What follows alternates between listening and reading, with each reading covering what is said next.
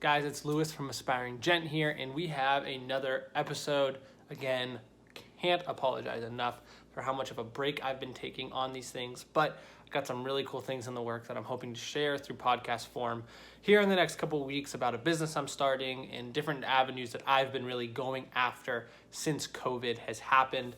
But without further ado, let's get into this topic with Mike Conway of Mike Conway Photography. And what we're talking about is the photography industry as a whole going through COVID. Now, one of the great things that I really think we took away from this message that I think a lot of people in many industries can is Mike actually has two jobs. He has one with a national fuel company and one doing the photography. So what that does is that puts him in a very unique position to be able to not be afraid to say no to jobs. This is something that I've been learning for quite a few months. Actually, beginning of last year is when I first heard about this topic of not actually being afraid to lose jobs, because if you don't have the job in the queue to get done, then you haven't lost anything, because you can't lose what you don't have.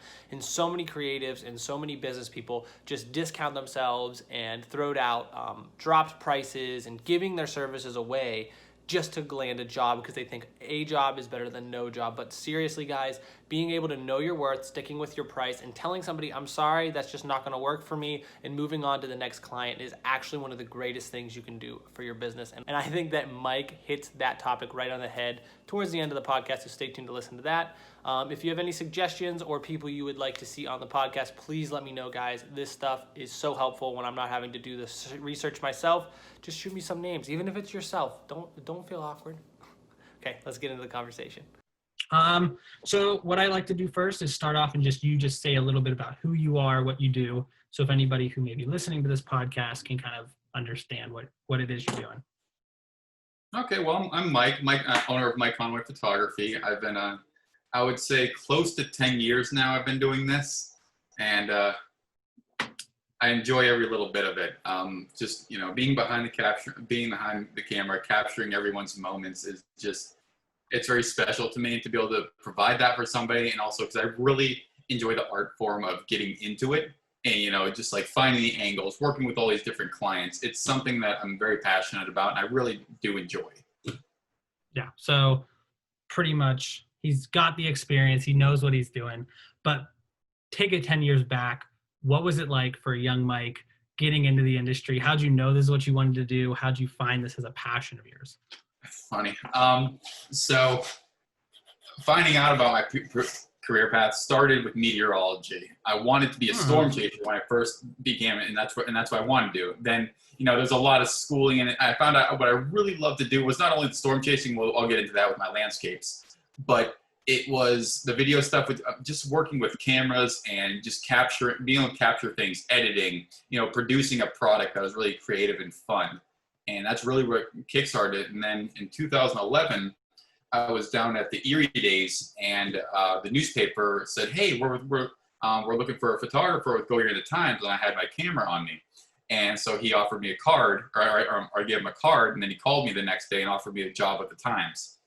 And since 2011, I've worked with Go Erie, all the time. It's been really, really nice. And that gave me a lot of experience with a whole different, lighting scenarios, meeting people, going up to people and, not only talking to somebody I don't know, but asking to take their picture. It's very, you become a very, people aware person. So you get to, that was very vital to my starting and, breaking out of my shell and going up to people and kind of learning, all kinds of different avenues. Now, is that something that's typically very foreign for you, just to go out and be like, hey, can I take your picture? Well, it used to be. Now it's not. Now I'm fine with it. Now because it's part of a job. But it was very foreign to me. It was very tough. When I first started, I didn't really want to go up to somebody. I wanted to, I'll do my creative thing, and I'll take the picture away from you in the back of your head, or not coming up to you, because I was too nervous to, approach people. But now I know people are into it, and you feed off their energy, and they're happy to, you're happy to, hey, go here you go. I'm like, okay, what's up?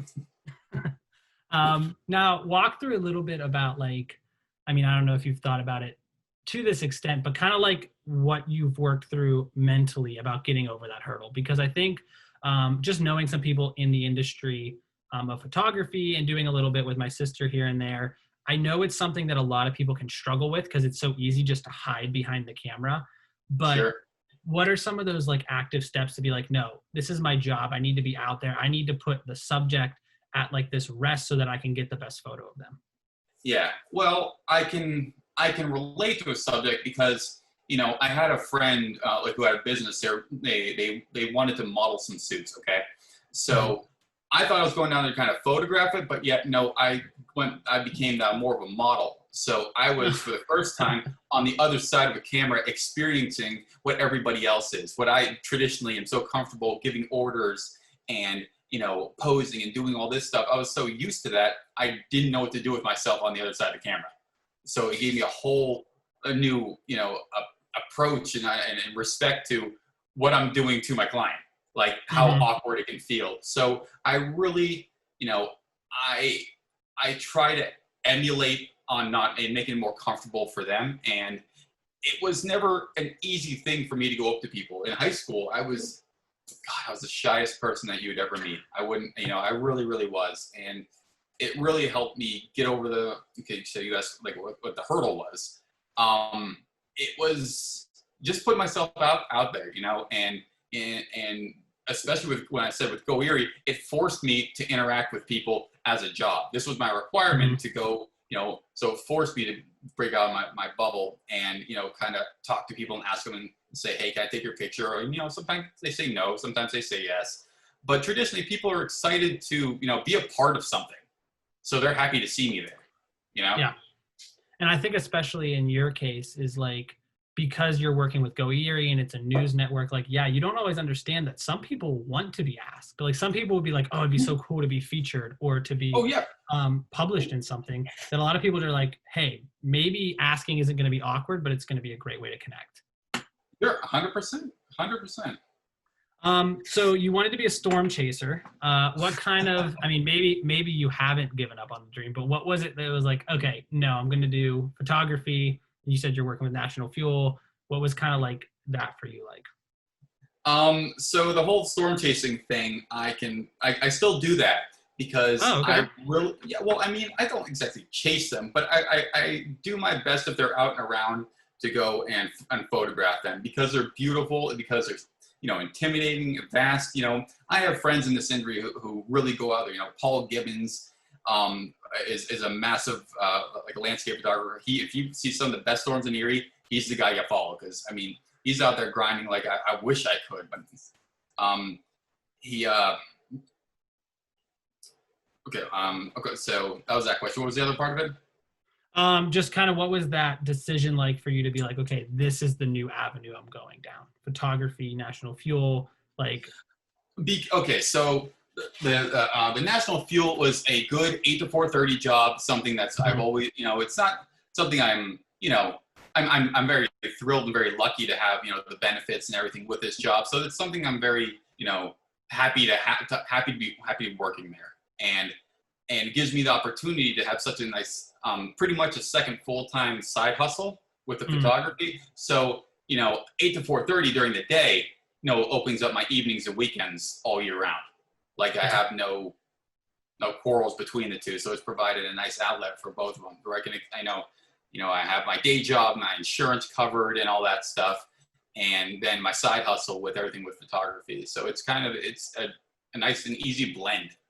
Yeah. I mean, most events that you're probably going to be covering are weekends anyways. So, yeah. Weekends and evenings. Yes, always. So it pretty much fills up, like, yeah, you're saying the times when you're not as busy. So is that pretty much the only thing stopping you from going full-time photography is because you have such a nice balance between the two? I would say so, yeah. And I'm a person who likes to be sure of things. It's not that I don't like to be a risk taker, but I like to calculate my risks. And, you know, I happened to be, and I can touch on this, we got hurt pretty bad this year with everything with COVID and everything shutting down. I was still able to have a supplemental income because my work didn't stop. You know, I didn't have oh my gosh moment of, hey, I don't have a paycheck anymore. you know. So Yeah. luckily, I kept that going, and I was lucky that way. But you know, everybody has worked through this, and it hasn't.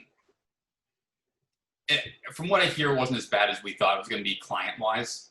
I mean, some maybe, but me personally, yes, I definitely have lost revenue, and I know a lot of people have lost revenue, but it wasn't as bad as we were expecting, at least in my opinion. Some people could have been worse, but we're still trying along. I know of a lot of photographers who, as soon as everything first went down, everyone was like, don't leave your homes, and nothing went on for like a couple weeks. But as soon as things started to like trickle back, I kept seeing new photo shoots, people doing things. Like I saw that community really like hot back on the bandwagon. So what, if any, do you think were some of the hurdles that hit and that may still be lingering for photographers from COVID? I would say 100% the events. 100% the big events. People are still going forward with weddings and stuff. But as far as like, you know, again, with Go Erie and, you know, other photographers I know who, you know, the stuff for, I'm trying to think, the big universities, all these major things that we cover. Yeah. Gone. I mean, they're just done for we don't know when we're going to be able to start doing that stuff again. So those are still some hurdles that we're, you know, still trying to work through. Yeah. Now, how about for your style of photography? I know photographers tend to like to shoot certain things, whether you're a wedding photographer, you're a family photographer, event photographer. How would you categorize yourself with your business? So when I started this, I started landscapes but my moneymaker was weddings, which helped me be able to learn portrait and, you know, family stuff. And so I would not say I am I'm a wedding photographer. That is all I do.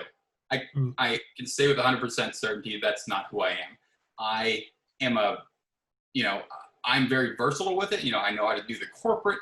I enjoy the corporate world, like with all the stuff, you know, with again universities and, you know, Go Erie, and, you know, then I love doing the weddings. They're all different disciplines, but all photography. But yes, some people really do specialize in only, like, say, you know, I know a photographer who does like 40 weddings a year, and that's all he does, and that's okay. Yeah, and that's perfectly fine. But I am a person who really likes to do, you know, all angles of them. So it's just. Yeah. No, go ahead. No, and I just say it's just preference and disciplines. But again, a lot of us are very versatile. Some people are very, like I said, strictly portraits. You know, strictly, you know, landscapes.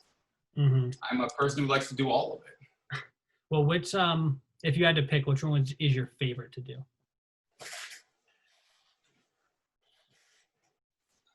I can't answer that without saying two. I would say I would say weddings are probably my favorite thing to photograph for work. For myself and photography in general, traveling and landscapes, to be honest, because that's where I can really, you know, be your own creative outlet. Gotcha. Now, you said the one you like to do for work and the one you like to do for you. Is that because there's not really money in the travel landscape stuff? Yes, I would say that, yeah, because it's not like I'm not like a world-renowned National Geographic photographer who you know, is paid to go to all these locations and who is a super, you know, well-known person to have to sell all these prints all the time. It's just not the case for me. And is that, I guess, just talking to a guy who doesn't know much about the industry, is that the way into that, is to find like a magazine or something to cover it? Or like, what are the avenues for the scenic photography for making? Man, if I knew I'd be traveling them. I don't know the honest avenues to that. Sometimes it's knowing a guy. Sometimes it's getting that shot. You know what I mean? And then it gets noticed. So it could take years, and I mean, it's tough to say what path is going to take you where, because you don't know what picture is going to take you in what direction. Gotcha. No, that makes sense. Yeah, because I always see the cool, like, awesome landscape shots, or like you were saying, like storm rolling in shots, and they're amazing. Mm-hmm. And my question is always like, these are amazing, but how do you make money off it? Because like with a wedding, you have a client standing in front of you saying, I want these, go get them. Mm-hmm. But no, I love those shots, and that's always baffled me. So talking about pre-COVID, what were some of your goals going into 2020 before crap hit the fan? I was looking for my biggest wedding season of my career was what I was walking to. And it looks like 2021 is not probably going to be that because all the scares with this. But 2020, I was so excited for. There were so many dates. There was a lot of high expectations for a lot of awesome things to happen, and I was ready for it, and we all were. And then I got kind of nixed for some time. Yeah, no, for sure. I think everybody kind of had that shift. But the reason why I want to ask that is because I want people to get from this, like, just because something didn't go the way you want doesn't mean you can't find the opportunities. They're going to push you forward in a different way. So now after everything that has happened, other than looking forward to 2021 and making that your biggest wedding year, what are some personal goals now that you're trying to achieve and accomplish to kind of like keep your mind focused on that rather than what's going on around you? Instead of focusing on how many weddings I'm going to get, I'm just focusing on just working with as many clients as I can. Really, it's just client-based and just work, and saying and just grinding out as much as I really can is really just my goal. And gotcha. It's tough to say that like I have this overall goal. This is what I really, really want. What I really want is just to keep shooting with my camera in my hand and making people happy. And producing good work and having people like it and then want some of themselves. Mm-hmm. And what's your process for working with as many people? Like, how do you market yourself? How do you advertise? How do you go about that? Facebook has been one of the biggest avenues for me. I mean, that's really is. She's serving attention the whole time.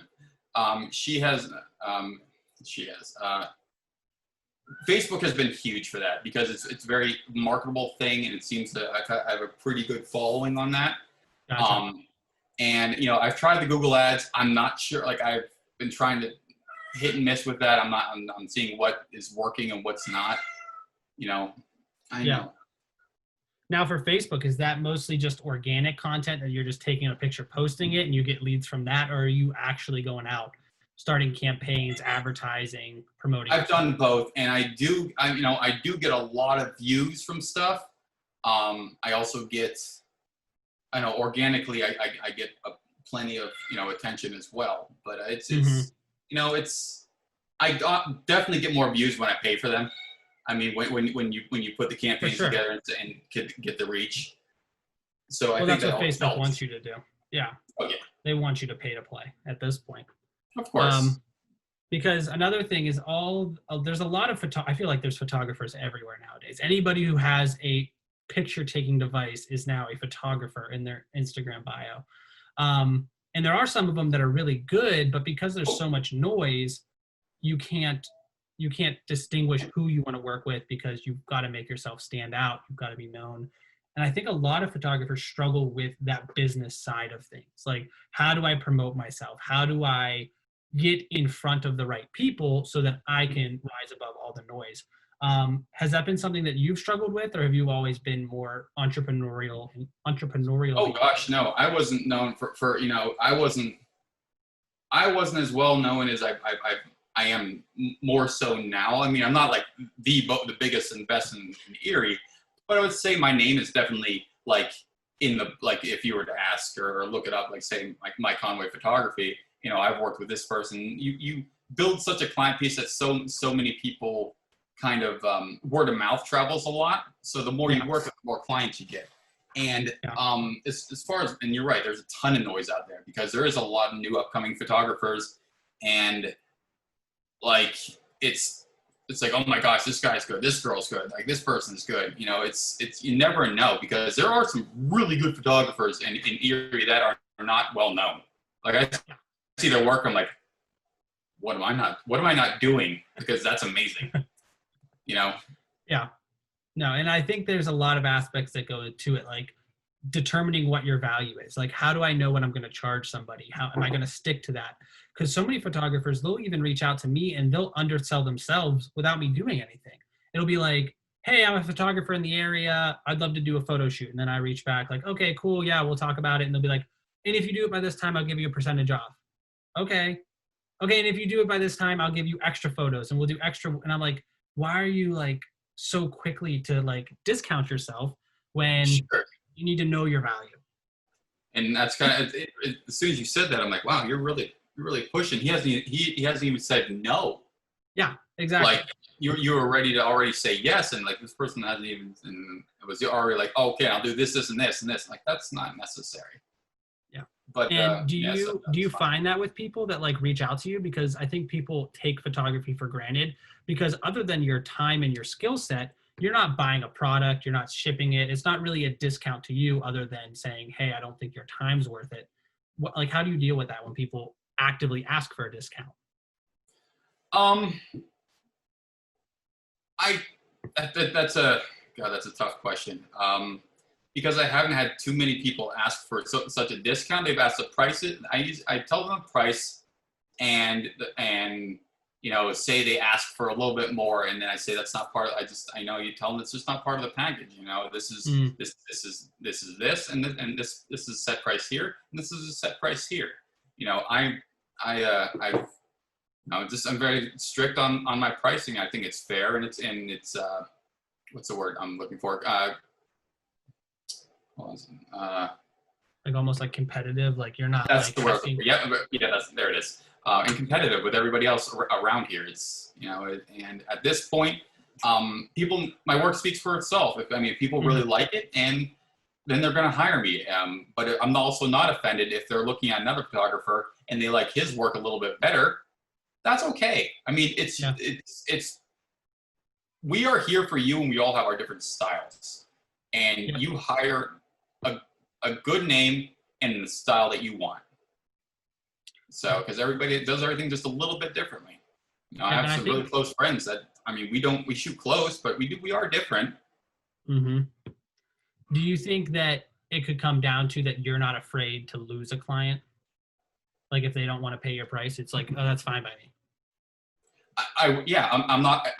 It's not a personal attack on me. I try, and I do try to mentally tell myself it's not a personal attack to myself. I don't try to go down the deep hole. We all do. You're like, oh my God, they don't want to go with me. I'm too expensive, or am I not good enough? At the end of the day, you don't know what they're thinking on why they said no, and it's most likely not because of like you're a bad person, or your work isn't worth it. Maybe they just they have a budget, and they can't exceed it, or they have another style like the other person would like to have that more emulated, and that's fine. It is. And I think also like you were saying, because your two jobs coincide so well, like if you don't get a job for this weekend through photography, you're not done. It's not ruining you. I'm not gonna miss my mortgage payment. Exactly. So many creatives think that they need to get like any job is a good job, no matter if I discounted it by 80% or not. Where I think that can put you in a hole sometimes. Yeah, I could also be shooting myself in the foot. If I went full-time photography and nixed National Fuel, what more work could I push since I'm solely focused on this? There is that avenue, but I'm not sure. But I feel safe where I'm at, and I'm good with it. Now, for the photographers that may be wanting to keep growing and push the envelope that might be listening, how does a photographer become more expensive, if that makes sense? Because to me, I look at it as like your photos like get to a certain quality, but like how do you then sell above to a higher market if you feel like where you're at is just not the right price, if that makes sense? The best way to answer that question.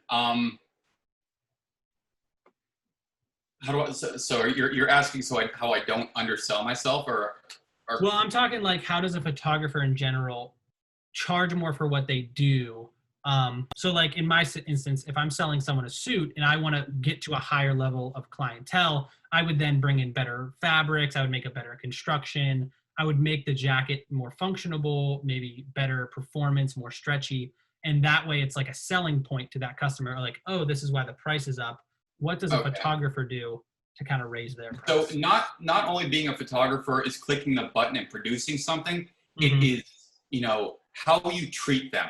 It's how you treat your clients. It's so important that you give them the respect that they need, and and verify. And the more professionalism with them, I'm very honest with people, and they take a lot of comfort in that. When I'm selling something, say I'm selling a canvas, or there's a canvas available for my website. I personally know it's rather expensive. So you know what? I'm like, hey guys, if you go for stay with me if you're with above an 8x10, go ahead and order off there. It's fair, it's good quality. But if you're just getting a 4x6 or a 5x7, go over to Walgreens, go over somewhere where it's inexpensive. I mean, I would do the same. You get to them on a very personal level like that, and people really respond to stuff like that. And I'm saying that if there's a canvas like this canvas back here, I didn't order from my website, I ordered from Groupon. Because it's all part of being realistic. You don't have to have the biggest invest to sell everything. Not everybody needs flashy. Some people just want a good person to know that they're being treated correctly, and that has sold tenfold. And on top of that, the nicer and the good quality work you're giving people, the more people talk. And so the more people talk, the more people know your name. And so and this person did this person did this. Oh, he does good work. He's really fast. He's efficient. He's clear. It all builds on, oh, this is a really good person to work with. So, the higher, like I said, the more your names it got, the more client you can work with. You can't just tell, the richest person, hey, I'm a super good photographer. You should use me. That's not how that works. You want your name to really do the speaking for you, but you also advertise and don't downplay yourself. So I personally let my work speak for it. And it really, the more content you put out there, the better.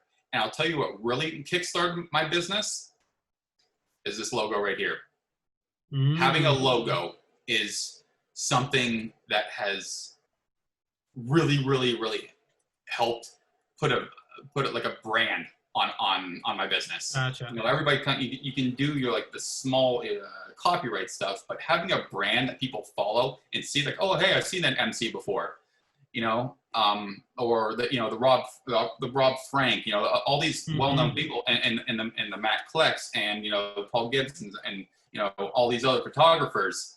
They have a brand that people follow. They have a name under there, and that's really, really what helps people say, oh, this person's a real business. He has this going. And at least that's how I see it, in my opinion. No, I mean, I think that makes a lot of sense, because everyone that I talk to who's in the luxury market, what they say is you need to position yourself like you're a luxury item. And a lot of the people who are going to pay more, even though you might be the best photographer out there, if you're not presenting yourself like you are, they're not even going to give you the time of day to even consider you, because they want to know what they're spending on is quality, and usually that's from first impressions. And yeah, having something like a logo, and like you're saying, the customer service side of it is huge. You really have to sell yourself and let your product sell itself. And it seems like that to get more money for your work, you just need to have more of a demand for your name for the photography. Yeah. Yep. Yeah. And that's become very true, and it's been neat to see. To see that. And I'm not saying I'm the biggest or best in the area, but it is very nice to have people contact me that I don't know. They just say, you've seen your work, or I need this, or you've worked with this person. I've never met you. So it's it's always very humbling. Yeah. Word of mouth is one of the best sales engines a person can have on their side. And if, you said, if you're treating people well, and if you're even willing, like you said, to be go to CVS, it's cheaper, you're getting good quality. People know you're not out just to nickel and dime for everything. No, and I'm not. I'm out there to give you, to capture the memory of that moment that you wanted. I'm not here to like you said, nickel and dime. I don't think that's fair. I don't want to be treated like that, regardless of whatever I'm buying. Either a high-end suit or a high car. I'm always. I don't like to be toyed with, and I don't like to be people kind of fluff it. Why? So, I mean, I try, I mean, I get it, but as a sales tactic, but it's just not how I run things. I'm very honest and, real with people. And I think that's kind of becoming the new sales tactic, is people are getting so accustomed to fluff that they're like, they can smell it from like a mile away. Whereas when you're just honest, they're like, he's just a good guy that loves what he's doing and does a good job at it. So here's my money. Take it. Take it. Like they just want to throw it at people. So your logo, how long did it take for you to realize I need to brand this? I need to make this a legit thing? Well, God, how long have I had this thing? I would say back when did I get my website? When I got my website started is when I needed when I needed a logo. So I would say the logo happened in 2014 to 2015.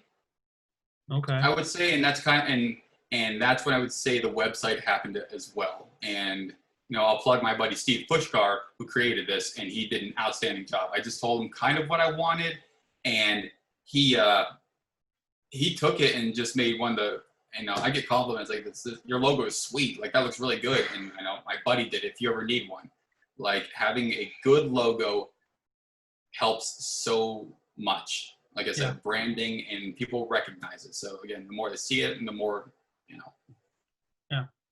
And maybe it wasn't super immediate, but how soon did you realize like, hey, having this branded image is actually making more sales? Like, did you see that pretty immediately, or was it more of like an over time? It kind of was like, oh, people keep referring to this. I would say it would take about a year or two for it to be really seen. Like, gotcha. I mean, it was visible by everybody because I put it on the side of my car.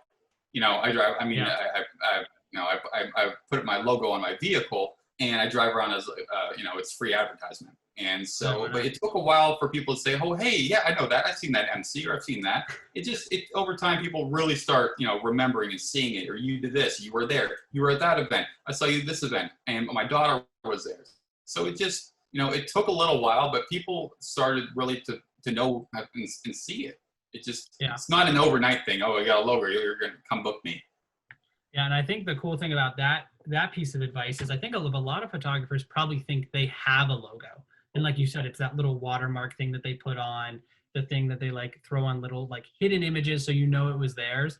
Mm-hmm. But a lot of them look so similar. It's like your name in cursive is pretty much what it is for most people. And I've seen that by a lot of people, yeah. And that's fine if that's the avenue you want to take. That's perfectly fine if that's your style and you kind of want it that way. But if you want to stand out, make sure your logo looks different than everyone else's and really has its own pop, you know? Or even just start using it as the logo. There's so many people that they only use it as a watermark. Like you have it on a shirt. A lot of photographers, they don't think of it that way. It's like, oh, this is just to protect my images. But your face can't always be the icon that people think of when they think of your photos. It needs to be something tangible because the brain can just work so well like that. 100%. So I don't want to make this super long because a few of my podcasts in the past would go on forever and I would lose people. But one of the last few questions I want to ask is if you had a huge billboard on the side of a building that you knew every photographer driving past would be able to see and read, what would you tell them on that billboard? So what would I say to the other photographers? Yeah. Or what would I say on that or on that to gain customers? Let's do both. What I gear it towards is the photographers mostly, but I would also like to know what you would think that would drive customers. So as far as, I don't think I would want to say anything to any of the photographers out of respect. Like I see what you're asking, but I don't think I would put my name to say, hey guys, look, I'm up here. I don't think that's good business. But well, I'm even saying like a piece of advice. Like if you were like, hey, photographers, do this. Follow your dreams. Do what you're passionate about. Enjoy all the moments of it, because every little moment that you capture is someone else's memory.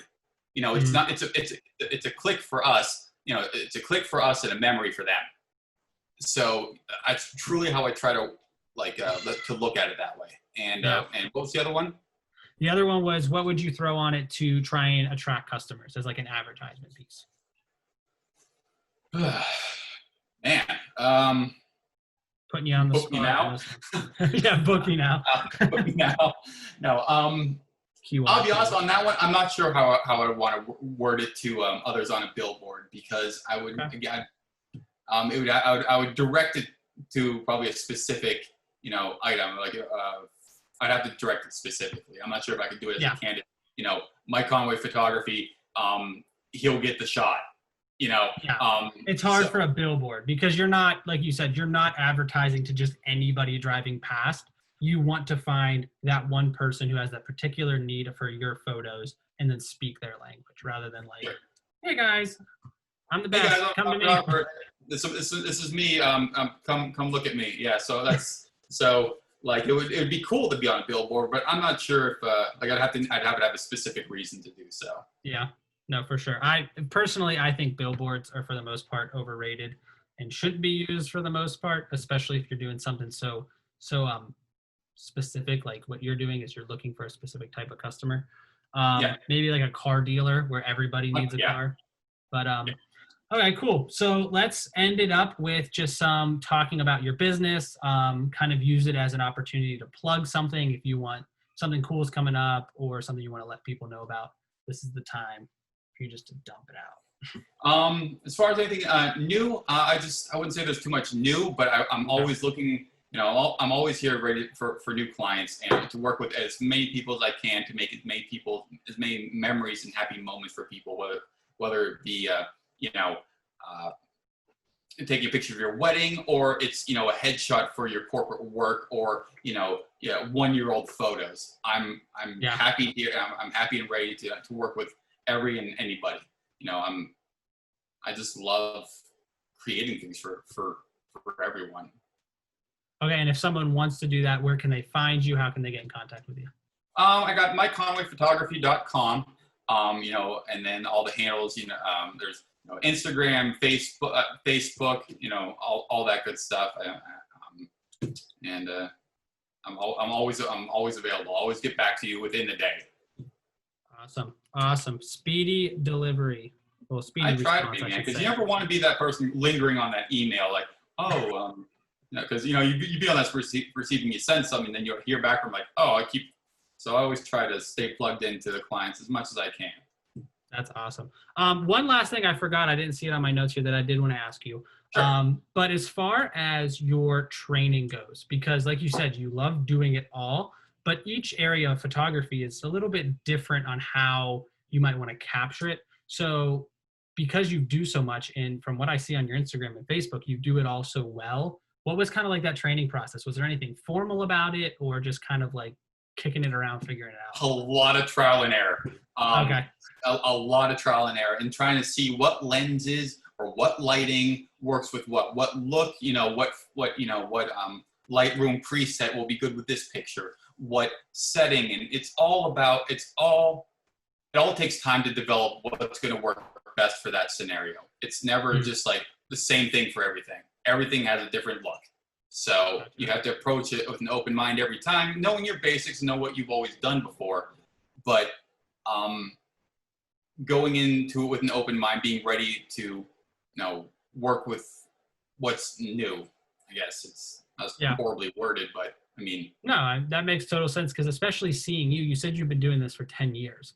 And I think you can see a lot of photographers who unfortunately become outdated because they're so used to what they do, how they capture it. And yeah, that was cool 10 years ago, but we're in a whole different ballgame. Right. I think you've done that well. And thank you. I do appreciate that. And, I do try to grow with the times. My friends and I, we talk about, we're no strangers to, talking about gear or what we use. We collab with each other. We're all friends. It's not like a competitive thing. Mm-hmm. And we learn off of each other. I see a style that, I kind of want to incorporate more. Saying when I first started, I strictly was, all lighting. I will light it. And then, I've seen other photographers and work with other people where I went with natural light. And then, so you incorporate these different styles, and then you try kind of develop your own, what works here, what will work there. And so, you just try to, really try to find creative outlets on everything, and don't say something's not going to work because you don't like it. Maybe it's that lighting didn't work there, and that's fine. Just find another way to shoot it. And, it's all tools on the belt. Yeah, for sure. You need to have a mind that's willing to change. Yeah. Now, do you ever get worried that if you change too much that the reputation might go down? Like, oh, I like this style, but he changed it, so I might not recommend him now.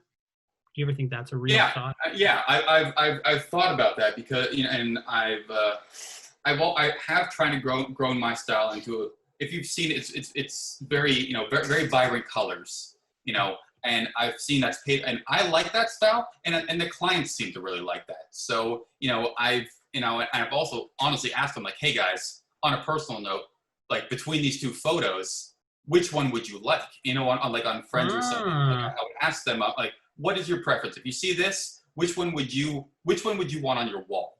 Yeah. You do have your creative aspect, and like both photos were great, but which one would that person like? I mean, which one are people kind of looking for? You can't be. You don't want to limit yourself because hey, it's hold on. Here's a good scenario. You've seen Joe Dirt. Yeah. Okay. He there's a scene in where he's like, I'm selling snakes and sparklers, and that's all, and I'm only selling that because that's what I like. But the consumer wants, all the major big bang stuff. Yeah. You can't. So you can't always work with what just you like. You have to look for what the consumer also wants. Yeah, and that's a hard thing, I think, for creatives because a lot of it is based off of your taste. Like that's what they want. They want you for your style, but also you need to know what people are asking for. And I think everyone can be so different. And sure, and I do have a specific style. I mean, I do, and like I said, people will book you. I don't want to change I won't change everything I do because that's the photo you like. And if that's the case, then there's another photographer who what you like, you can go with them. It's just I don't always. It's people have like I said have a lot of options, and I try to bring a lot of them to the table. And then they don't want to go with me, that's okay. It's not going to hurt my feelings because I know I'm good. I'm good at what I do, and because I'm very happy with what I do. And if it's nothing personal if they don't want to go with me, but I'm always happy to adapt. I even tell clients, hey, if there's a pose or something on Pinterest, show me. Like open up my mind. I'm so excited to learn and try to see other things, and then that pose, I'll use it down the road. If one person like, liked you're right, that was really good. So I mean, you try, so you learn from your clients, you learn from everything. Don't close the door on anything. Letting the client do the market research for you is a great tactic. Like if it you is know because it's popular. I've had a bridesmaid who almost completely like ran the photo of what photos we did. Oh, I saw this. We want to do this. We want to do this. Okay, I'll be happy to do so. And they turned out amazing. They really did. And that was kind of fun to do. And it didn't hurt me like, oh, well, he's not good enough to think of these. That's not how I looked at that. I looked at it as they showed me something, and I could help create something that they were trying to emulate. And, now they have that picture on their wall. Yeah. And maybe I don't know the industry that well, but I think the end goal, like you've said multiple times, is just to give people that memory they can look back at. When somebody looks back at their wedding photo, they're not going to remember, oh, my bridesmaid posed us like that. They're going to remember, this is a stellar picture that I'm in love with and I like reminiscing over. Yeah. But no, I think this was all good stuff. But thank you so much for taking the time and doing this. Absolutely. It's wonderful to meet you, man. You're a good dude. Straight shooter. Thank you so much. I look forward to seeing what you're doing on social media and keeping up with it. And can't wait to have this thing posted and let you know about it. Sounds good, man. Looking forward to it. All right. You have a great night. All right. You too. Bye-bye. Bye. So we're at the end of this podcast. Like always, guys, thank you so much for listening. It means so much that you guys were here for this podcast. Thank Mike and all of the people who helped me put this together. If you guys found that valuable, again, please let me know. That kind of reassurance lets me know that I'm doing something good, or even negative feedback helps me know what to do better. So thank you guys for listening, and I'll see you in the next interview.